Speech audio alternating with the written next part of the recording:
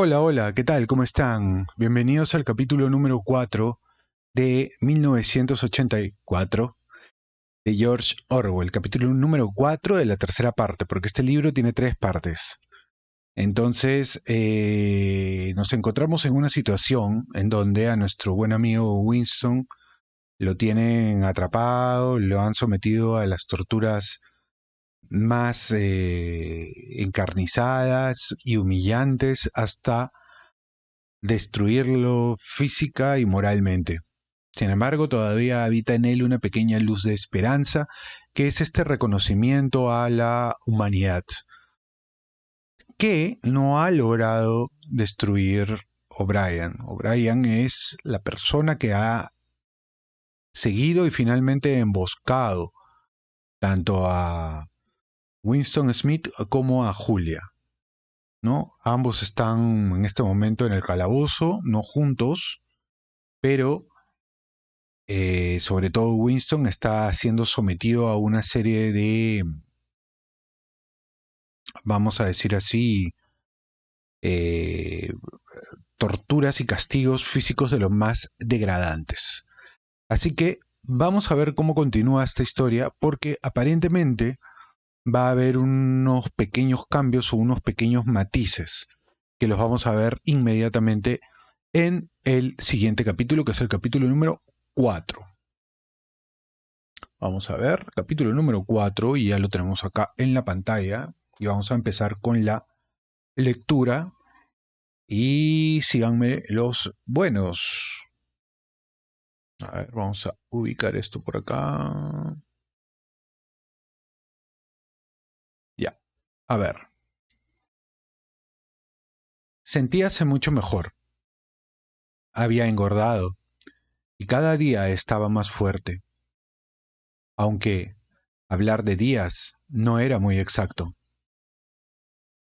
La luz blanca y el zumbido seguían como siempre, pero la nueva celda era un poco más confortable que las demás en que había estado. La cama tenía una almohada y un colchón, y había también un taburete. Lo habían bañado, permitiéndole lavarse con bastante frecuencia en un barreño de hojalata. Incluso le proporcionaron agua caliente. Tenía ropa interior nueva y un nuevo mono. Le curaron las varices, vendándoselas adecuadamente. Le arrancaron el resto de los dientes y pusieron una dentadura postiza. Debían haber pasado varias semanas e incluso meses. Ahora habría sido posible medir el tiempo si le hubiera interesado, pues lo alimentaban a intervalos regulares. Calculó que le llevaban 3 comidas cada 24 horas, aunque no estaba seguro si se las llevaban de día o de noche. El alimento era muy bueno, con carne cada 3 comidas. Una vez le dieron también un paquete de cigarrillos. No tenía cerillas, pero el guardia que le llevaba la comida y que nunca le hablaba le daba fuego. La primera vez que intentó fumar se mareó, pero perseveró, alargando el paquete mucho tiempo. Fumaba medio cigarro después de cada comida. Le dejaron una pizarra con un pizarrín atado a un pico. Al principio no lo usó. Se hallaba en un continuo estado de atontamiento. Con frecuencia, se tendía desde una comida hasta la siguiente sin moverse, durmiendo a ratos y a ratos pensando confusamente. Se había acostumbrado a dormir con una luz muy fuerte sobre el rostro. La única diferencia que notaba con ello era que sus sueños tenían así más coherencia. Soñaba mucho y a veces tenía sueños felices. Se veía en el país dorado o sentado entre enormes, soleadas y gloriosas ruinas con su madre, con Julia o con O'Brien sin hacer nada, solo tomando el sol y hablando de temas pacíficos. Al despertarse pensaba mucho tiempo sobre lo que había soñado. Había perdido la facultad de esforzarse intelectualmente al desaparecer el estímulo del dolor. No se sentía aburrido, ni deseaba conversar, ni distraerse por otro medio. Solo quería estar aislado, que no le pegaran ni le interrogaran, tener bastante comida y estar limpio. Gradualmente empezó a dormir menos, pero seguía sin desear levantarse de la cama. Su mayor afán era yacer en calma y sentir cómo se concentraba más energía en su cuerpo. Se tocaba continuamente el cuerpo para asegurarse de que no era una ilusión suya, el que sus músculos se iban redondeando y su piel fortaleciendo. Por último vio con alegría que sus muslos eran mucho más gruesos que sus rodillas. Después de esto, aunque sin muchas ganas al principio, empezó a hacer algún ejercicio con regularidad. Andaba hasta 3 kilómetros seguidos. Los medía por los pasos que daba en torno a la celda. La espalda se le iba enderezando. Intentó realizar ejercicios más complicados y se asombró, humillado, de la cantidad asombrosa de cosas que no podía hacer. No podía coger el taburete estirando el brazo ni sostenerse en una sola pierna sin caerse. Intentó ponerse en cuclillas, pero sintió unos dolores terribles en los muslos y en las pantorrillas. Se tendió de cara al suelo e intentó levantar el peso del cuerpo con las manos. Fue inútil. No podía elevarse ni un centímetro. Pero después de unos días, otras cuantas comidas, incluso eso llegó a realizarlo. Lo hizo hasta 6 veces seguidas. Empezó a enorgullecerse de su cuerpo y a albergar la intermitente ilusión de que también su cara se le iba normalizando. Pero cuando casualmente se llevaba la mano a su cráneo calvo, recordaba el rostro cruzado de cicatrices y deformado que había visto aquel día en el espejo. Se le fue activando el espíritu. Sentado en la cama, con la espalda apoyada en la pared y la pizarra sobre las rodillas, se dedicó con aplicación a la tarea de reeducarse. Había capitulado, ya era seguro. En realidad lo comprendía ahora. Había estado expuesto a capitular mucho antes de tomar esa decisión. Desde que le llevaron al Ministerio del Amor, e incluso durante aquellos minutos en que Julia y él se habían encontrado indefensos espalda contra espalda, mientras la voz de hierro de la telepantalla les ordenaba lo que tenían que hacer. Se dio plena cuenta de la superficialidad y frivolidad de su intento de enfrentarse con el partido. Sabía ahora que durante 7 años lo había estado vigilando la policía del pensamiento como si fuera un insecto cuyos movimientos se estudian bajo una lupa. Todos sus actos físicos, todas sus palabras e incluso sus actitudes mentales habían sido registradas o deducidas por el partido. Incluso la motita de polvo blanquecino que Winston había dejado sobre la tapa de su diario, la habían vuelto a colocar cuidadosamente en su sitio. Durante los interrogatorios le hicieron oír cintas magnetofónicas y le mostraron fotografías. Algunas de estas recogían momentos en que Julia y él habían estado juntos. Sí, incluso, ya no podía seguir luchando contra el partido. Además, el partido tenía razón. ¿Cómo iba a equivocarse el cerebro inmortal y colectivo? ¿Con qué normas externas podían comprobarse sus juicios? La cordura era cuestión de estadística. Solo había que aprender a pensar como ellos pensaban. Claro que el pizarrín se le hacía extraño entre sus dedos entorpecidos. Empezó a escribir los pensamientos que le acudían. Primero escribió con grandes mayúsculas: la libertad es la esclavitud. Luego, casi sin detenerse, escribió debajo: 2 y 2 son 5. Pero luego sintió cierta dificultad para concentrarse. No recordaba lo que venía después, aunque estaba seguro de saberlo. Cuando por fin se acordó de ello, fue solo por un razonamiento. No fue espontáneo. Escribió: el poder es Dios. Lo aceptaba todo. El pasado podía ser alterado. El pasado nunca había sido alterado. Oceanía estaba en guerra con Asia Central. Oceanía había estado siempre en guerra con Asia Central. Jones, Aronson y Rutherford eran culpables de los crímenes que se les acusó. Nunca había visto la fotografía que probaba su inocencia. Esta foto no había existido nunca, la había inventado él. Recordó haber pensado lo contrario, pero estos eran falsos recuerdos, productos de un autoengaño. Qué fácil era todo. Rendirse y lo demás venía por sí solo.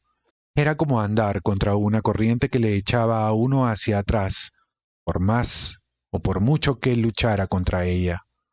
Y luego, de pronto, se decidiera uno a volverse y nadar a favor de la corriente.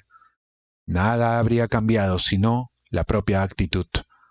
Apenas sabía Winston por qué se había rebelado. Todo era tan fácil, excepto. Todo podía ser verdad. Las llamadas leyes de la naturaleza eran tonterías. La ley de la gravedad era una imbecilidad. Si yo quisiera, había dicho Brian, podría flotar sobre este suelo como una pompa de jabón. Winston desarrolló esta idea. Si él cree que está flotando sobre el suelo y yo simultáneamente creo que estoy viéndolo flotar, ocurre efectivamente. De repente, como un madero de un naufragio que se suelta y emerge en la superficie, le acudió este pensamiento. No ocurre en realidad, lo imaginamos, es una alucinación. Aplastó en el acto este pensamiento levantisco.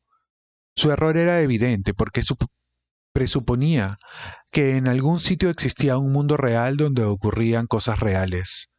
¿Cómo podía existir un mundo semejante? ¿Qué conocimiento tenemos de nada si no es a través de nuestro propio espíritu? Todo ocurre en la mente y solo lo que allí sucede tiene una realidad. No tuvo dificultad para eliminar estos engañosos pensamientos. No se vio en verdadero peligro de sucumbir a ellos. Sin embargo, pensó que nunca debía habérsele ocurrido. Su cerebro debía lanzar una mancha que tapara cualquier pensamiento peligroso al menor intento de asomarse a la conciencia. Este proceso había de ser automático, instintivo. En neolengua se le llamaba paracrimen. Era el freno de cualquier acto delictivo. Se entrenó en el paracrimen, se planteaba proposiciones como estas. El partido dice que la Tierra no es redonda y se ejercitaba en no entender los argumentos que contradecían a esta proposición. No era fácil. Había que tener una gran facultad para improvisar y razonar. Por ejemplo, los problemas aritméticos derivados de la afirmación 2 y 2 son 5 requerían una preparación intelectual de la que él carecía. Además, para ello se necesitaba una mentalidad atlética, por decirlo así, la habilidad de emplear la lógica en un determinado momento y en el siguiente desconocer los más burdos errores lógicos. Era tan precisa la estupidez como la inteligencia y tan difícil de conseguir. Durante todo este tiempo no dejaba de preguntarse con un rincón de su cerebro cuánto tardarían en matarlo. Todo depende de ti, le había dicho O'Brien, pero Winston sabía muy bien que no podía abreviar ese plazo con ningún acto consciente. Podría tardar 10 minutos o 10 años. Podían tenerlo muchos años aislado, mandarlo a un campo de trabajos forzados o soltarlo durante algún tiempo como solían hacer. Era perfectamente posible que antes de matarlo le hicieran representar de nuevo todo el drama de su detención, interrogatorios, etc. Lo cierto era que la muerte nunca llegaba en un momento esperado.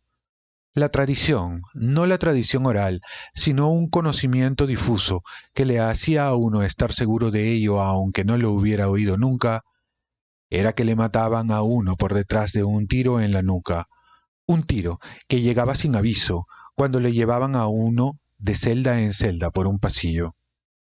Un día cayó en una ensoñación extraña. Se veía a sí mismo andando por un corredor en espera del disparo. Sabía que dispararían de un momento a otro. Todo estaba ya arreglado. Se había reconciliado plenamente con el partido. No habían dudas, ni más discusiones, no más dolor ni miedo. Tenía el cuerpo saludable y fuerte. Andaba con gusto, contento de moverse él solo. Ya no iba por los estrechos y largos pasillos del Ministerio del Amor, sino por un pasadizo de enorme anchura, iluminado por el sol, un corredor de 1 kilómetro de anchura, por el cual había transitado ya en aquel delirio que le produjeron las drogas. Se hallaba en el país dorado, siguiendo unas huellas en los pastos roídos por los conejos. Sentía el muelle césped bajo sus pies y la dulce tibieza del sol. Al borde del campo habían unos olmos cuyas hojas se movían levemente, y algo más allá corría el arroyo bajo los sauces. De pronto, Despertó horrorizado. Le sudaba todo el cuerpo. Se había oído a sí mismo gritando: Julia, Julia, Julia, amor mío, Julia. Durante un momento había tenido una impresionante alucinación de su presencia. No solo parecía que Julia estaba con él, sino dentro de él. Era como si la joven tuviera su misma piel. En aquel momento la había querido más que nunca. Además, sabía que se encontraba viva y que necesitaba de su ayuda. Se tumbó en la cama y trató de tranquilizarse. ¿Qué había hecho? ¿Cuántos años de servidumbre se había echado encima por aquel momento de debilidad? Al cabo de unos instantes, oiría los pasos de las botas. Era imposible que dejaran sin castigar aquel estallido. Ahora sabrían, si no lo sabían ya antes, que él había roto el convenio tácito que tenía con ellos. Obedecía al partido, pero seguía odiándolo. Antes ocultaba un espíritu herético bajo una apariencia conformista. Ahora había retrocedido otro paso. En su espíritu se había rendido, pero con la esperanza de mantener inviolable lo esencial de su corazón. Winston sabía que estaba equivocado, pero prefería que su error hubiera salido a la superficie de un modo tan evidente. O'Brien lo comprendería. Aquellas estúpidas exclamaciones habían sido una excelente confesión. Tendría que empezar de nuevo. Aquello iba a durar años y años. Se pasó una mano por la cara, procurando familiarizarse con su nueva forma. Tenía profundas arrugas en las mejillas, los pómulos angulosos y la nariz aplastada. Además, desde la última vez en que se vio en el espejo tenía una dentadura postiza completa. No era fácil conservar la inescrutabilidad cuando no se sabía la cara que tenía uno. En todo caso, no bastaba el control de las facciones. Por primera vez se dio cuenta de que la mejor manera de ocultar un secreto es, ante todo, ocultárselo a uno mismo. De entonces en adelante, no solo debía pensar rectamente, sino sentir y hasta soñar con rectitud. Y todo el tiempo debería encerrar su odio en su interior como una especie de pelota que formaba parte de sí mismo y que sin embargo estuviera desconectada del resto de su persona, algo así como un quiste. Algún día decidirían matarlo. Era imposible saber cuándo ocurriría, pero unos segundos antes podría adivinarse. Siempre lo mataban a uno por la espalda mientras andaba por el pasillo. Pero le bastaría 10 segundos y entonces, de repente, sin decir una palabra, sin que se notara en los pasos que aún diera, sin alterar el gesto, podría tirar el camuflaje y ¡bam! Soltar las baterías de su odio. Sí, en esos segundos anteriores a su muerte, todo su ser se convertiría en una enorme llamarada de odio. Y casi en el mismo instante, ¡bam!, llegaría la bala, demasiado tarde o quizá demasiado pronto. Le habrían destrozado el cerebro antes de que pudiera considerarlo de ellos. El pensamiento herético quedaría impune, no se habría arrepentido, quedaría para siempre fuera del alcance de esa gente. Con el tiro, habrían abierto un agujero en esa perfección de que se vanagloriaban. Morir odiándolos. Esa era la libertad. Cerró los ojos. Su nueva tarea era más difícil que cualquier disciplina intelectual. Tenía primero que degradarse, que mutilarse, tenía que hundirse en lo más sucio. ¿Qué era lo más horrible, lo que a él le causaba más repugnancia del partido? Pensó en el Gran Hermano, su enorme rostro. Por verlo constantemente en los carteles de propaganda, se lo imaginaba siempre de 1 metro de anchura, con sus enormes bigotes negros y los ojos, que le seguían a uno a todas partes. Era la imagen que primero se presentaba a su mente. ¿Cuáles eran sus verdaderos sentimientos hacia el Gran Hermano? En el pasillo sonaron las pesadas botas. La puerta de acero se abrió con estrépito. O'Brien entró en la celda. Detrás de él venían el oficial de cara de cera y los guardias de negros uniformes. «Levántate», dijo O'Brien. «Ven aquí». Winston se acercó a él. O'Brien lo cogió por los hombros, con sus enormes manzanas, y lo miró fijamente. «Has pensado engañarme», le dijo. Ha sido una tontería por tu parte. Ponte más derecho y mírame la cara. Después de unos minutos de silencio, prosiguió en tono más suave. Estás mejorando. Intelectualmente, estás ya casi bien del todo. Solo fallas en lo emocional. Dime, Winston, y recuerda que no puedes mentirme. Sabes muy bien que descubro todas tus mentiras. Dime, ¿cuáles son los verdaderos sentimientos que te inspira el Gran Hermano? Lo odio. ¿Lo odias? Bien. Entonces ha llegado el momento de aplicarte el último medio. Tienes que amar al Gran Hermano. No basta que le obedezcas. Tienes que amarlo. Empujó delicadamente a Winston hacia los guardias. Habitación 101, dijo. Muy bien. Esa fue la lectura del capítulo número 4. Vamos a hacer un pequeño resumen hasta aquí. En este punto le han dado una suerte de tiempo, de lapso, para que el cuerpo de Winston se pueda ir recuperando y con esto pueda entrar en razón. ¿Qué es para el partido entrar en razón? Pues simplemente ser consciente y voluntariamente abrazar los ideales del partido a un punto no solamente ideológico, sino también emotivo. Es decir, tienes que amar al partido y tienes que amar al Gran Hermano. Solamente así es que te van a matar.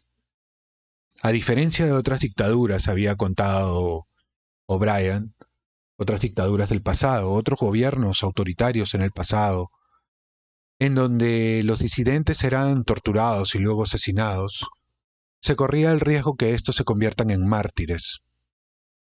Eso, lógicamente, era la semilla para que se desarrolle, se active, se conspire una nueva revolución, porque esta gente asesinada se convertían en símbolos.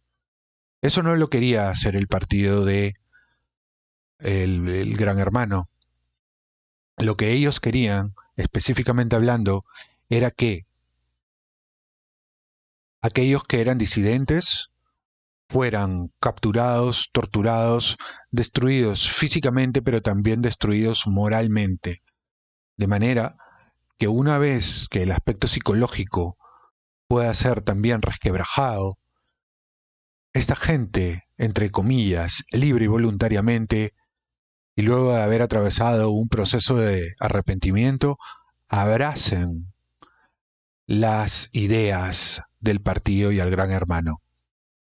Solamente así, luego eran asesinados. De forma que simplemente eran desaparecidos y no podrían generar en el futuro esa cualidad de martirio que querían evitar. Por eso es que le dieron a Winston este lapso, alimentándolo bien, curándole las heridas, restañándole también aquellas llagas que habían dejado tanto la tortura física como la tortura psicológica. Sin embargo, fue imposible que esto suceda porque Winston mantenía dentro de su ser esa sensación de libertad, esa sensación de aprehensión, de aprehender la realidad tal cual es, que era lo que quería extraer el partido. Entonces, recordemos que para Winston, la verdadera libertad, es decir, 2 más 2 son 4. Eso es lo que había dicho Winston en el pasado. Porque libertad sin verdad no existe. No se puede hablar solamente de libertad y ya. La libertad tiene que tener un sentido. Y ese sentido está directamente relacionado con la realidad. Entonces, eso es lo que nos ha dejado el capítulo 5. Ya estamos entrando a los últimos capítulos. Vamos a ver cuál va a ser el desenlace de la historia ya en los próximos 2 capítulos, que es lo que le queda más o menos a este libro. Y luego veremos en qué acaba esta historia y ya nos vamos apresurando también para las próximas lecturas que vamos a tener. Si les ha gustado este video, por favor suscríbanse al canal, en este momento, y si no están suscritos, si están suscritos, y también para los que recién se suscriben, nada, regálenme un like, regálenme un comentario, que siempre es muy importante, sus comentarios, y compartan este video y este material con gente que le guste la literatura latinoamericana y la literatura universal en general. Conmigo, hasta la próxima, chicos. Cuídense mucho, paz y bien.